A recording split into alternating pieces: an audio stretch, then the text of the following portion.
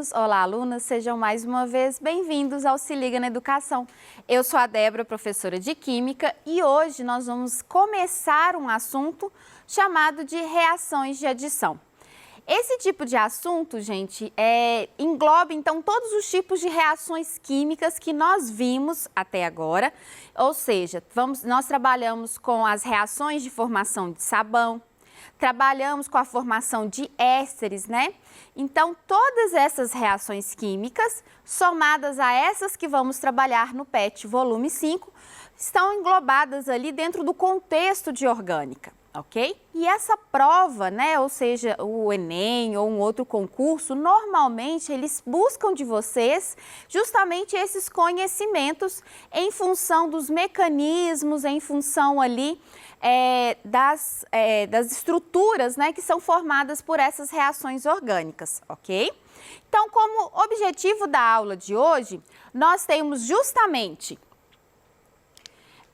compreender os principais mecanismos das reações orgânicas para a obtenção de novos produtos. Gente, isso é extremamente importante. Por quê? Quando nós entendemos o mecanismo de reação orgânica, é possível então prever qual é o produto que vai ser formado por ela. Dessa forma, pensa na questão comercial, pensa como isso é necessário para o nosso dia. Então, quando eu quero produzir um material que ele tem um valor agregado muito grande, ou quando eu quero alterar, fazer algum tipo de melhoria em algum produto, eu preciso manipular através desses mecanismos de reação, ok? E também, além de entender sobre a reação de adição. Nós vamos trabalhar então com a primeira semana e a segunda semana do PET volume 5, ok?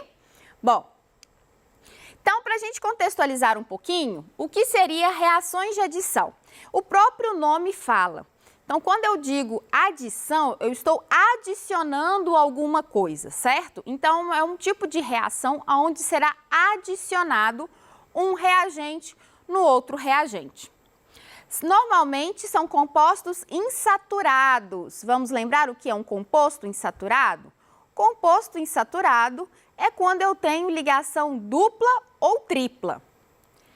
Nesse caso de adição, nós teremos então a quebra de uma ligação π. Eu vou explicar mais para frente o que é uma ligação π, mas vai haver uma quebra de uma ligação dessas insaturações, o que irá permitir a adição de um novo reagente ali na substância. Como eu disse, vai ser a entrada ou de um átomo, a adição de um átomo, por exemplo, a adição de um hidrogênio, de um H, ou até mesmo de um grupo orgânico, tá bom? E esse tipo de reação, gente, é o tipo de reação onde eu tenho dois reagentes formando apenas um produto. Porque como eu vou adicionar um reagente no outro, eu vou facilitar, né, a entrada de um reagente na estrutura de outro reagente, eu vou ter então a formação de apenas um produto. Tá? Então, você não vai precisar se preocupar tanto com a formação de subprodutos. Esse tipo de reação forma apenas um produto. Eu trouxe aqui um exemplo genérico para trabalharmos melhor essa ideia. Então, aqui eu tenho um hidrocarboneto, certo? Esse hidrocarboneto, então, está representado por fórmulas de linhas. E eu tenho um reagente AB, um reagente genérico, qualquer, formado por dois átomos, ok?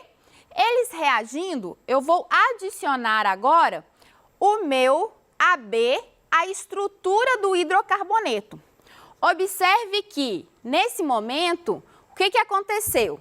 Eu tive a quebra da ligação, aqui da ligação π, que é justamente essa ligação aqui.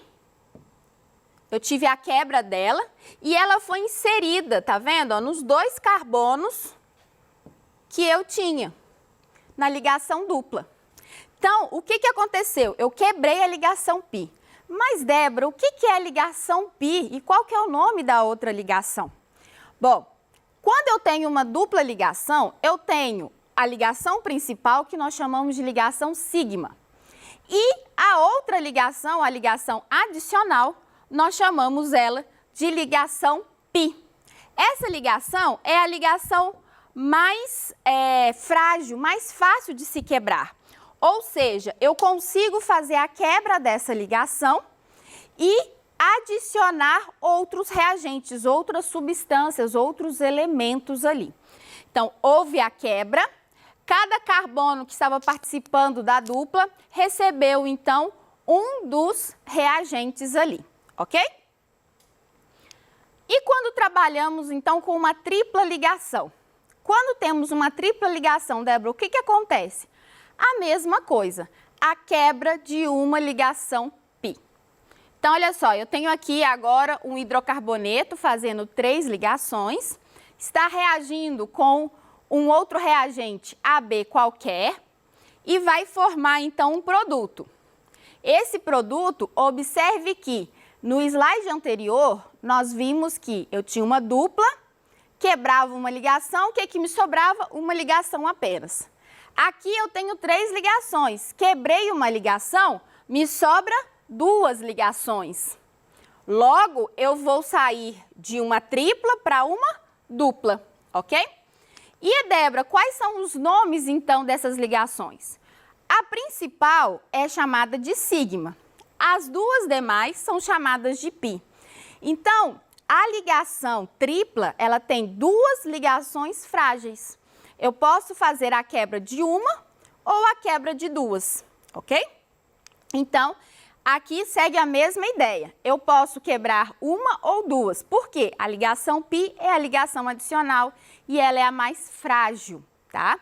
Sem entrar muito detalhes aqui, o porquê dela ser frágil, mas é como se você pensasse assim, eu tenho uma ligação que estabelece a estrutura e as outras demais ali seriam para estabilizar ela. Vamos pensar desse jeito. Bom, partindo agora direto para os tipos, né, de reação de adição, nós temos a hidrogenação. O que é isso? A hidrogenação é o tipo de reação onde eu vou adicionar hidrogênio. Então, percebe que eu vou trabalhar com estruturas de hidrocarbonetos insaturados que vão se transformar em hidrocarbonetos provavelmente saturados, ok? Então, o primeiro exemplo que eu trouxe aqui é esse eteno reagindo com H2 e formando, então, um etano. Então, o que vai acontecer nessa estrutura aqui? Então, nessa estrutura, eu vou ter, vamos apagar aqui, eu vou ter, então, a quebra dessa ligação aqui, certo? Aí, esse carbono e esse carbono vai ser adicionado um dos 2 hidrogênios que estão aqui. Então, eu tenho aqui a adição desse hidrogênio e desse outro hidrogênio aqui. Então, eu saí de uma ligação dupla para uma ligação simples, ok? Então, dessa forma, eu saí de uma molécula insaturada para uma saturada. Tranquilo? Bom, então isso é o processo de hidrogenação. E quando se trata de uma tripla? Eu tenho 2 formas de hidrogenizar uma ligação tripla. Eu posso quebrar uma ligação e adicionar 2 Hs, ou eu posso quebrar 2 ligações π e adicionar 4 Hs, certo? Ou seja, 4 hidrogênios. Então, observe no primeiro exemplo. Nós temos aqui um um C tripla C, e ele vai ser quebrado uma ligação, formando então um C dupla C, ok?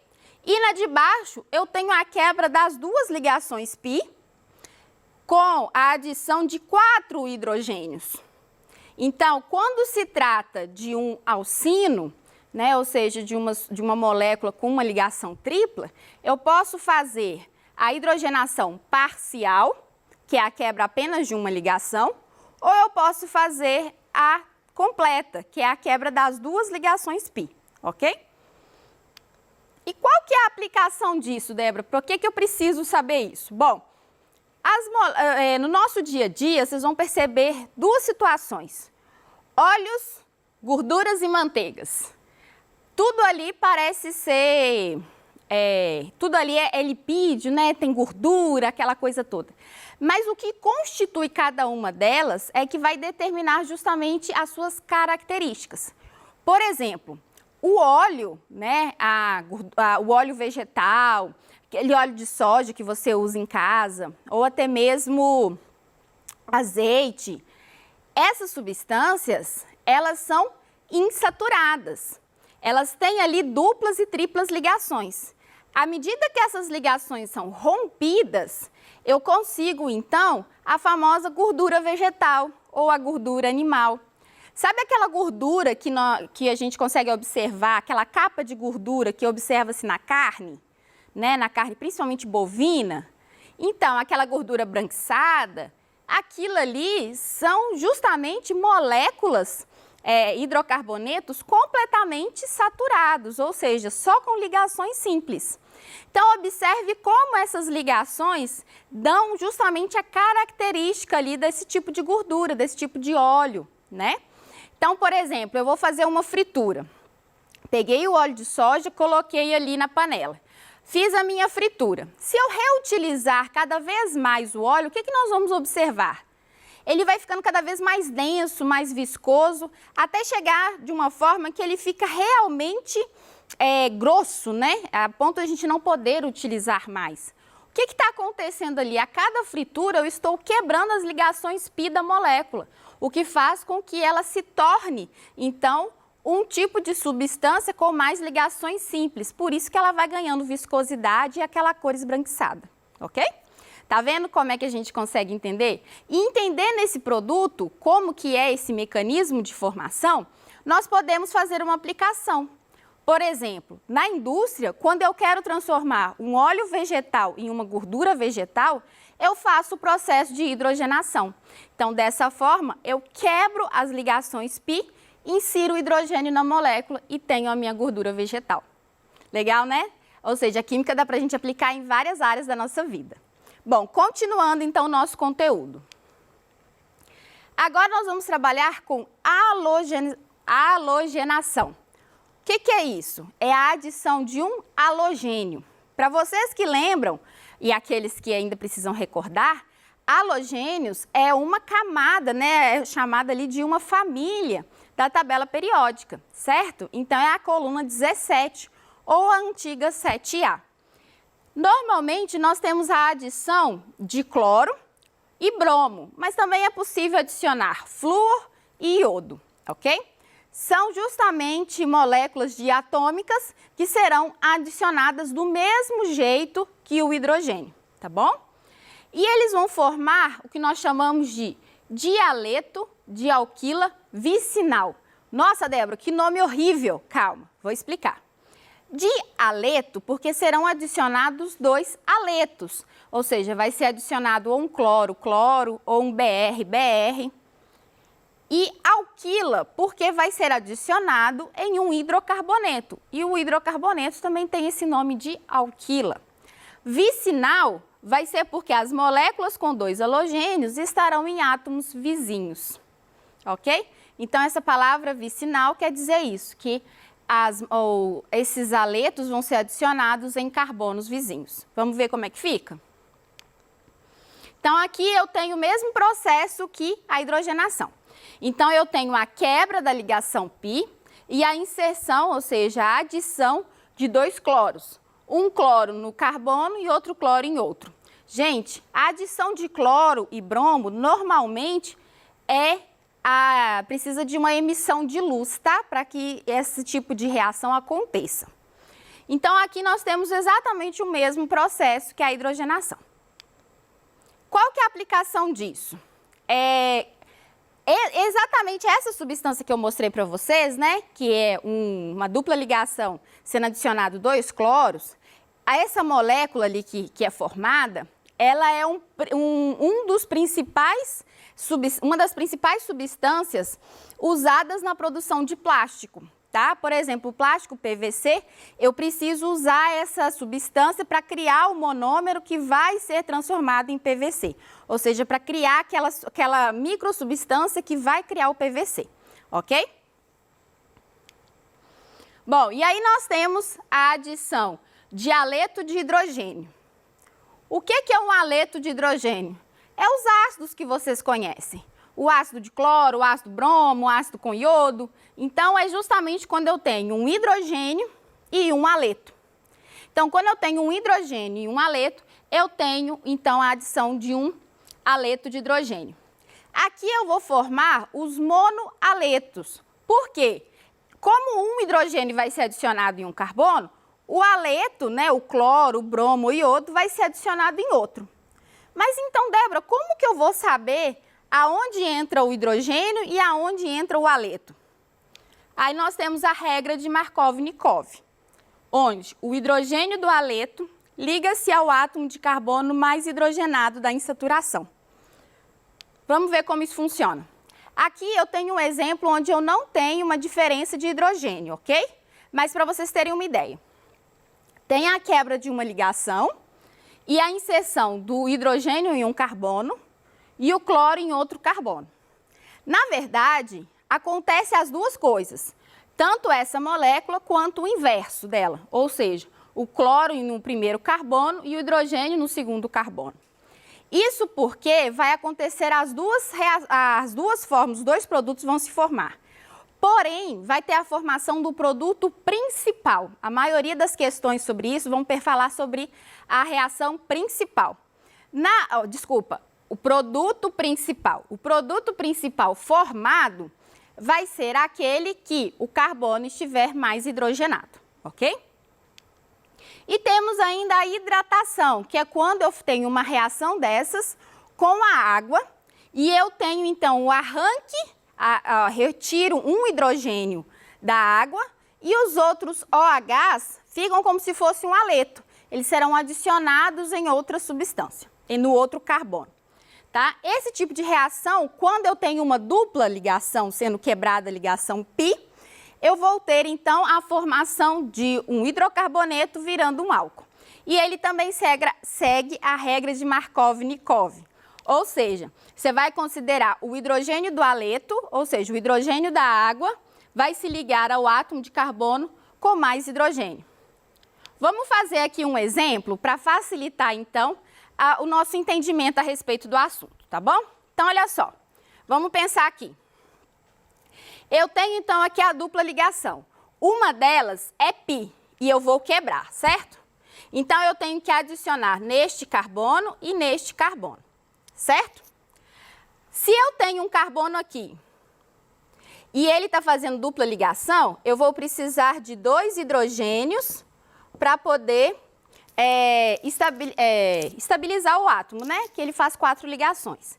Aqui, esse carbono que está aqui, ele já faz 2 ligações e uma com a cadeia. Então, eu preciso de apenas um hidrogênio para estabilizar. Então, eu vou ter a quebra aqui da água e esse hidrogênio aqui, ele vai se ligar ao carbono mais hidrogenado, ou seja, ele vai se ligar a este carbono. E o OH, ele vai se ligar ao carbono menos hidrogenado. Então, o que que nós vamos ter aqui? Então, essa reação vai ser a seguinte estrutura, certo? Aqui na ponta eu vou ter um CH3,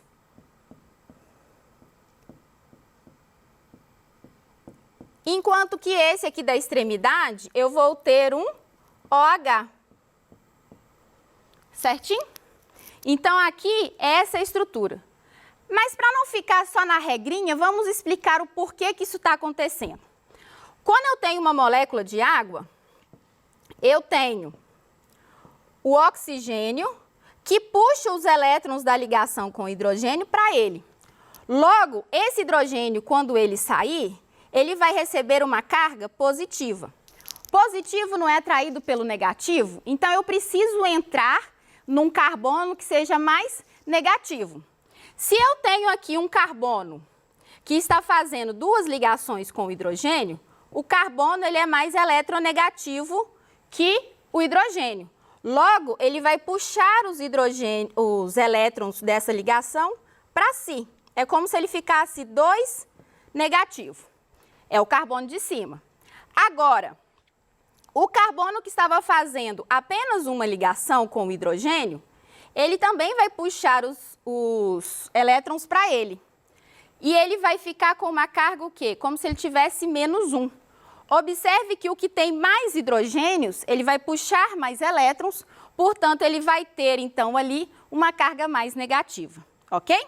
Bom, gente, eu espero que vocês tenham compreendido aqui a atividade. Essa atividade é a atividade 3 ali, para vocês poderem trabalhar, que está no PET de vocês.